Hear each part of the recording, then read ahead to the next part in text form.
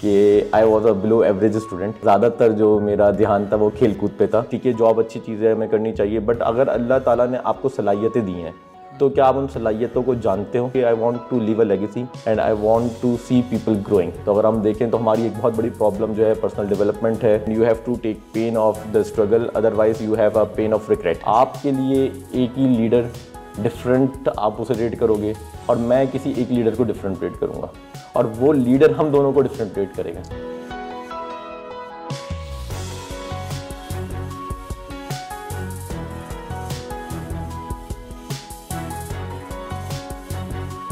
अस्सलाम वालेकुम नाजरीन, शेयरिंग ऑफ प्रोफेशनल विजडम के साथ मैं हूं आपका मेज़बान अली रहमान खालिद। आज जो मेहमान हमारे साथ मौजूद हैं उनकी बहुत सारी अचीवमेंट्स हैं। एक तो ये इंटरनेशनल बेशुमार कोर्सेज कर चुके हैं, स्टैनफोर्ड से ट्रेनिंग्स ले चुके हैं डिफरेंट चीज़ों की। इसके साथ साथ ये अपनी जॉब के दौरान कॉर्पोरेट ट्रेनिंग भी करवाते रहे हैं। सीए इन्होंने किया, सीए करके बहुत अरसा इन्होंने जॉब की और ऐसी जॉब की जिसका लोग ख्वाब देखते हैं, लेकिन उस जॉब को कुछ अरसे बाद छोड़ के ये ट्रेनिंग की तरफ आए। हम इनसे ये पूछेंगे कि ये चेंज और ये जो एक इतना बड़ा स्टेप इन्होंने लिया कि इतनी अच्छी जॉब को छोड़ के ट्रेनिंग्स की तरफ आए, वो क्यों इन्होंने लिया, इसके पीछे क्या पैशन था, इनके अंदर क्या एक जज्बा था, ये हम इनसे जानेंगे। अस्सलाम वालेकुम मुस्तफ़ा कमाल साहब, कैसे हैं आप? ठीक हैं? वालेकुम अस्सलाम, शुक्रिया मुझे मदऊ करने का। सर, सबसे पहले तो आप मुझे ये बताइएगा कि सीए की तरफ आपका इंटरेस्ट कैसे डेवलप हुआ? सीए को बड़ा एक मुश्किल तसव्वुर किया जाता है आम स्टूडेंट्स में, तो आप बताएं इस तरफ क्यों गए? अच्छा, सीए मैं एक्सीडेंटली एंटर्ड हुआ। ठीक है, I never thought about it कि मैं चार्टर्ड अकाउंटेंसी कर लूँगा। और हुआ ये कि मैं थोड़ा सा बैकग्राउंड बताता चलूँ कि I was a below average student. ठीक है, ज़्यादातर जो मेरा ध्यान था वो खेल कूद पे था और क्रिकेट की जुनून की हद तक शौक़ था। तो तवज्जो सारी जो थी वो दूसरी तरफ थी, पढ़ाई की तरफ तवज्जो ज़्यादा नहीं थी।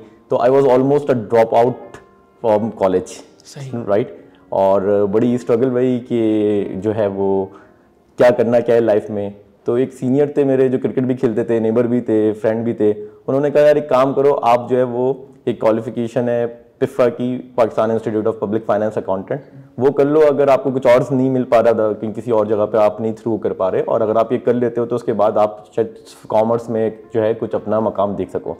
मैंने उसके बाद जो है वो फिर करा पिफा, अल्हम्दुलिल्लाह वो फर्स्ट टाइम में हुआ और उसी की बेस पे चार्टर्ड अकाउंटेंसी की एग्जामिनेशन ली और चार्टर्ड अकाउंटेंसी में जो है वो थ्रू आउट फ्लाइंग कलर्स के साथ फर्स्ट अटैम्प्ट में सीए पास किया। सर, वैसे मोस्टली जो है सीए में डिफ़िकल्ट सब्जेक्ट्स कौन से होते हैं? अच्छा, सीए में डिफ़िकल्ट सब्जेक्ट तो जिसमें आप पास नहीं हो रहे हो वो डिफ़िकल्ट सब्जेक्ट होता है आपके लिए।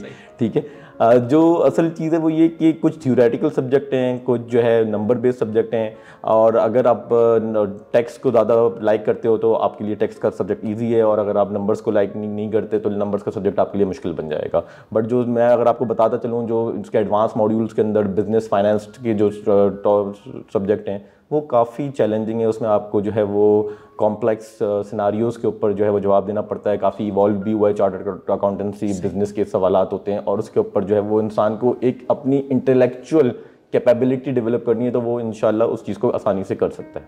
सर, आप जॉब कर रहे थे और बड़ा अच्छा आपका एक्सपीरियंस एक्सपोजर जा रहा था, वो करते करते क्या जहन में आया कि सब कुछ छोड़ के मैं ट्रेनिंग्स की तरफ जाऊँ? इसके पीछे क्या विजन था, क्या एक अंदर तहरीक थी आपके? अच्छा, तहरीक के ऊपर एक मैं फार्मूला के तहत इसका जवाब देना चाहूँगा, दैट इज़ PPP। ठीक है, and it stands for my purpose in life, my passion and what problem I am going to solve. So I was in my perfect comfort zone. K electric में मैं director business finance था और एक ऐसी job जिसका लोग ख्वाब करते हैं और उस मकाम पे आना चाहते हैं। 20 के करीब लोग मुझे रिपोर्ट कर रहे थे, जिसके अंदर जो है क्वालिफाइड अकाउंटेंट्स, एक प्रोफेशनल टीम थी बड़ी अच्छी, वहाँ पे अलाइनमेंट थी सीनियर मैनेजमेंट के साथ, 10 मिनट की ड्राइव पे office, everything was in perfect comfort zone. But I thought कि आप लाइफ में आए क्यों? ठीक है, ठीक है, जॉब अच्छी चीज़ है, हमें करनी चाहिए, बट अगर अल्लाह ताला ने आपको सलाहियतें दी हैं तो क्या आप उन सलाहियतों को जानते हो, जानना चाहते हो? तो पहला जो पॉइंट है वो है पर्पस। तो पर्पस से पीछे जाना पड़ता है हमें पर्पस को अचीव करने के लिए कि आपकी सलाहियतें क्या हैं और उन सलाहियतों से आप क्या पर्पस अचीव करते हो। तो मेरा जो इसमें थॉट थी वो ये कि I want to leave a legacy, I want to share my knowledge and I want to see people growing and happy. So this is one part. दूसरा पार्ट था पैशन का। I am very passionate about it. Right from the finance background, और फिर मैंने जो है internal trainings भी की इलेक्ट्रिक में कराई तकरीबन 6 साल। I was master trainer there. तो मैं लोगों के साथ इंटरेक्ट करके बड़ी खुशी फील करता हूँ, ठीक है। और उसके बाद जो था प्रॉब्लम सॉल्विंग, तो अगर हम देखें तो हमारी एक बहुत बड़ी प्रॉब्लम जो है पर्सनल डेवलपमेंट है। हम लोगों की कैपेसिटी बिल्डिंग पे हमें लोग नहीं मिलते, अच्छे लोग नहीं मिलते जो कि काम कर रहे हों, और यही एक बहुत बड़ा जो है डिफरेंशिएटिंग फैक्टर है जो हमें दूसरी कौमों में और डेवलपिंग कंट्रीज़ को डिफरेंशिएट करता है। सर, आपने मुख्तलिफ ममालिक में सफ़र भी किया और आपका एक्सपोजर है काफ़ी। मुझे ये बताएं कि वहाँ पे काम करने को और यहाँ के काम को आप कैसे देखते हैं? क्या एक चीज़ है जो डिफ़र करती है पाकिस्तान की और बाहर के ममालिक में? अच्छा, ये बड़ा अच्छा सवाल आपने किया कि हम देखें कि ग्लोबल सेटिंग में, क्योंकि मेरी बेशुमार ट्रैवलिंग रही यूरोप में, Germany, Italy, business trips, Dubai, training के लिए साउथ अफ्रीका, इंटरनेशनल, तो वहाँ बड़े लोगों से ग्लोबल इन्वायरमेंट में, और जब मैं चार्टर्ड अकाउंटेंसी कर रहा था सऊदी अरब भी मैंने वहाँ पे काम किया, तो लोगों का जो माइंडसेट है ना ये बड़ा मैटर करता है। तो मुझे ये लगा कि मेहनत तो देखें सभी करते हैं, ठीक है, इस दुनिया में आए तो आपको मेहनत करनी है, ठीक है, and you have to take pain of the struggle, otherwise you have a pain of regret, right. जैसे जिम रॉन कहता है, जिसे मैं फॉलो भी करता हूँ, कि आपने एक पेन लेना है, ठीक है, या तो आप जो है डिसिप्लिन का पेन ले लें या फिर आप रिग्रेट का पेन ले लें। तो मुझे लगता है कि लोग वहाँ पे डिसिप्लिन का पेन लेते हैं, ठीक है, उनकी लाइफ बड़ी डिसिप्लिन है, ठीक है। और उसके अलावा जो एक और इम्पॉर्टेंट पॉइंट है वो ये कि लोगों का माइंड सेट काफ़ी ओपन होता है, ठीक है। तो अभी हमारे सेटिंग्स में मुझे लगता है हमारे जो बिलीव्स बने हुए हैं, जो हमारे जब हम पैदा हुए हमारे घर में जो बिलीव्स थे, हम जिस ऑफिस में काम कर रहे हैं उधर जो बिलीव्स थे वो हमने देखे, वो हमने अडॉप्ट किए, और हम उन बिलीव्स से बियॉन्ड बात करना नहीं चाहते, हम दूसरे का मौक़िफ़ सुनना नहीं चाहते। डाइवर्सिटी को हम बात तो करते हैं, बट क्या डाइवर्सिटी अप्लाई भी करते हैं या नहीं करते? तो ये एक बड़ा फैक्टर है जो कि मैंने ऑब्जर्व किया। सर, आपका अपना एक इदारा है इंजीनियर्स एग्जीक्यूटिव एजुकेशन। सर, ये करंटली क्या क्या काम कर रहा है और किस तरह वैल्यू ऐड कर रहा है? शुक्रिया इस सवाल का। अभी इस इदारे का जो फोकस है, ये एक प्राइवेट कंपनी के अंडर एक बिजनेस ब्रांड है इंजीनियर्स एग्जीक्यूटिव एजुकेशन, जिसके अंदर हम वेरियस ट्रेनिंग्स प्रोवाइड करते हैं और बड़ी ही डिफरेंट कैपेसिटी बिल्डिंग ऑफरिंग्स होती हैं। अच्छा, जो इसकी दो चीज़ें, एक है टेक्निकल साइड पे, क्योंकि मेरा जो अपना टेक्निकल एक्सपीरियंस रहा प्रोजेक्ट्स के अंदर, पूरी दुनिया में मैंने प्रोजेक्ट्स देखे जाके के इलेक्ट्रिक के बिहाफ पे और कॉन्ट्रैक्ट दिए, तो हम कॉन्ट्रैक्ट की कैपेसिटी बिल्डिंग के हवाले से बात करते हैं, क्योंकि लोगों को पता ही नहीं है कॉन्ट्रैक्ट मैनेजमेंट किस तरह करनी है।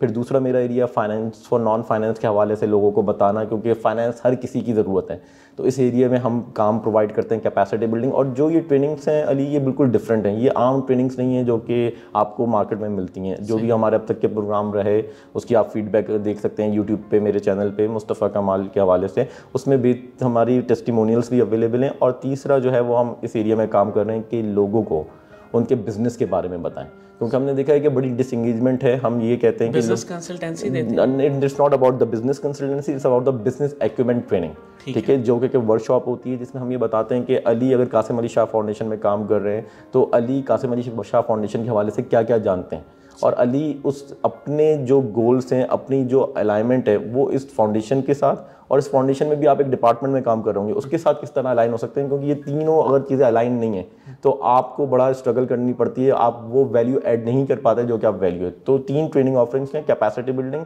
Contract management, finance for non finance और बिजनेस एक्विपमेंट के हवाले से, और फ्यूचर में इंशाल्लाह जो है वो लीडरशिप के हवाले से भी हम जो है वो ऑफरिंग्स करेंगे। सर, आप जिन टॉपिक्स पे ज़्यादा बात करते हैं उनमें चेंज मैनेजमेंट है, ऑपरेशनल स्किल्स हैं और ख़ास तौर पे लीडरशिप है, तो मुझे ये बताइएगा कि आपको किस टाइप की लीडरशिप पसंद है और लीडरशिप में आप किसको फॉलो करते हैं? अली, ये बहुत ही अच्छा सवाल किया कि लीडरशिप के ऊपर जो आपने बात की, और लीडरशिप एक बड़ा वास्ट टॉपिक है, ठीक है, और लीडरशिप को समझना, लीडरशिप के जो है वो एबिलिटीज़ को बिल्ड करना और लीडरशिप को जो है वो एक्सपीरियंस करना, it's a real challenge for many, ठीक है। और इसके ऊपर जो मैं आपसे बात करूँगा कि ह्यूमन जो माइंड है वो बड़ा एक कॉम्प्लेक्स है। आपके लिए एक ही लीडर डिफरेंट आप उसे रेट करोगे और मैं किसी एक लीडर को डिफरेंट रेट करूँगा, और वो लीडर हम दोनों को डिफरेंट रेट करेगा, ठीक है। तो अब इस सिनारियो में जो लीडरशिप स्टाइल है वो भी इवॉल्व हो रहे हैं दुनिया के अंदर, स्टार्टेड फ्रॉम डिफरेंट थिंग्स, और अब जो मेथोडोलॉजी है वो एक बड़ी जो मैं फोकस करता हूँ वो कोच सेंटर्ड लीडरशिप, जिसमें आप जो है वो अपने टीम मेंबर के जो लोग आपको फॉलो कर रहे हैं उनके एक तरह से कोच बन जाते हो, और उनके साथ एक अकाउंटेबिलिटी पार्टनर का कॉन्सेप्ट आता है और उन्हें आगे लेके चलते हो। और इस चीज़ को हम देख सकते हैं कि जो लीडरशिप के पुराने जो काफ़ी स्टाइल थे, ऑटोक्रेटिक और जो जितने भी थे, उसको भी अब लोग जो है वो चैलेंज कर रहे हैं और दूसरे लीडरशिप स्टाइल को फॉलो कर रहे हैं। सर आप एक बुक पे भी काम कर रहे हैं लीडरशिप से रिलेटेड, वो बुक का क्या थीम है और उसके पीछे क्या विजन था और उसको आप किस तरह लिख रहे हैं और आगे वो कब तक शाया हो जाएगी? इंशाल्लाह इसी साल का मेरा ऑब्जेक्टिव है प्लान, और वो ऑन ट्रैक है कि मैं उसको लॉन्च कर दूंगा। बुक जो है वो बड़ी मैंने डिफरेंट टॉपिक पे लिखी है और वो है अपनी अपनी ज़ात के हवाले से। It's not about my personal story, मैं बात कर रहा हूँ एक जनरल ह्यूमन बीइंग की कि हम अपनी ज़ात में क्या तब्दीली ला सकते हैं। ठीक है, हम पूरी दुनिया self leadership, it's about the self leadership, it's about the your own self के wow you wanted to change the entire world, right, but why can't change your self, and when you change your self, right, the world will change for you. So इस topic के ऊपर मैं जो है वो काम कर रहा हूँ और इंशाल्लाह जल्दी मार्केट में ये किताब जो कि पर्सनल डेवलपमेंट के हवाले से होगी वो लॉन्च की जाएगी। सर सीए की जॉब जब आपने छोड़ी, जो कि एक मुश्किल फ़ैसला था, उसके बाद जब आप ट्रेनिंग्स की तरफ आए तो क्या हर्डल्स डिफ़िकल्टीज़ आपने फ़ेस की? अच्छा, ये बड़ा अच्छा सवाल है और ये अभी भी मैं फेस कर रहा हूँ। ठीक है, और जब हम जॉब मार्केट में होते हैं, ठीक है, वहाँ पे एक थ्रेट होता है कि आपकी जॉब सिक्योर है या नहीं है जॉब सिक्योर, और आप उसको फायर हो सकते हो। बट एंटरप्रेन्योरशिप ना, it's a challenging game, right, and it's not for everyone, right. और दूसरा जो पॉइंट है, चैलेंजेस मैं फेस कर रहा हूँ कि आप को मालूम नहीं होता, आप जो है वो एक चीज़ प्लान करते हो और एक अल्लाह ताला प्लान करता है।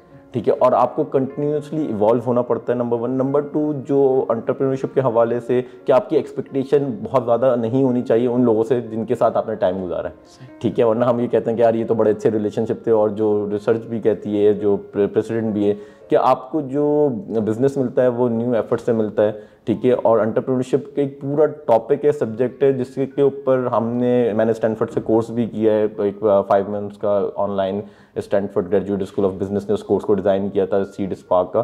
तो चैलेंजिंग, इट्स एवरीडे चैलेंज। सबसे बड़ा चैलेंज जो है वो ये है कि अपने आप को मोटिवेट रखना, और ख़ासतौर पे जब आप सोलो फ्लाइट लो, आप स्टैंड अलोन हो, ठीक है, और आपको खुद ये अपने आप को मोटिवेट करना है, ये बहुत बड़ा चैलेंज है। सर मुझे ये बताइएगा कि कासिम अली शाह साहब के आपने बेशुमार लेक्चर सुने हुए हैं, उनके काम को, उनकी फाउंडेशन को आप कैसे देखते हैं? कासिम अली शाह साहब से मैं भी बड़ा इंस्पायर हूँ, जिस तरह और काफ़ी लोग इंस्पायर हैं। और एक जो छोटे से कतरे से एक समंदर की तरफ का सफ़र कासिम अली शाह का पाकिस्तानी कौम के लिए और बाकी दुनिया में भी उनके माशाल्लाह फॉलोअर्स हैं, वो बड़ा वैल्यूएबल है।